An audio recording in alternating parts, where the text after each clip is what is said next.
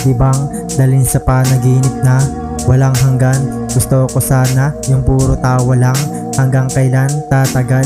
Kasi mundo ko ay panay problema lang.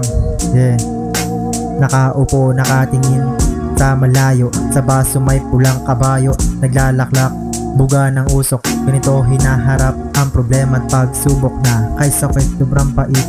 Patulin ang sariling hininga, ang laging balak pag may amas ng alak. Hala sige laklak hanggang sa makalimot.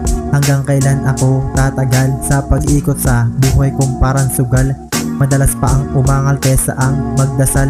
Siguro kung hindi maadan na ulila, hindi mapapariwara sa landas, hindi mawawala. Pero pilit kong ibabalik sa daraanan na iwasan na ang mga tinik. Dahil sa payapa ako'y nananabik.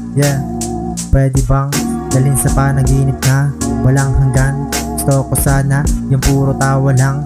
Hanggang kailan tatagal? Kasi yung mundo ko ay panay problema lang.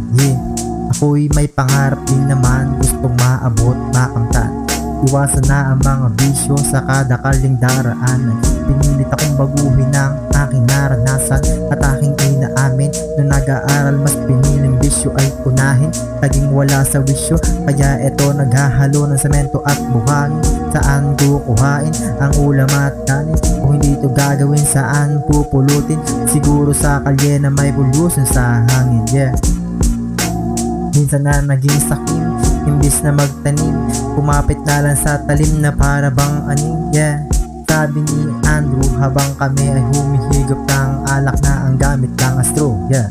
Wag ko daw sayangin ang talento sa tugma ng liriko na para bang makata na ako ang may akda. Kaya ako biglang naglap sa utak tumatak. Bakit nga ba sasayangin? Medyo malaki na rin ang nawala sa akin. Edukasyon na dapat ay pamana sa akin.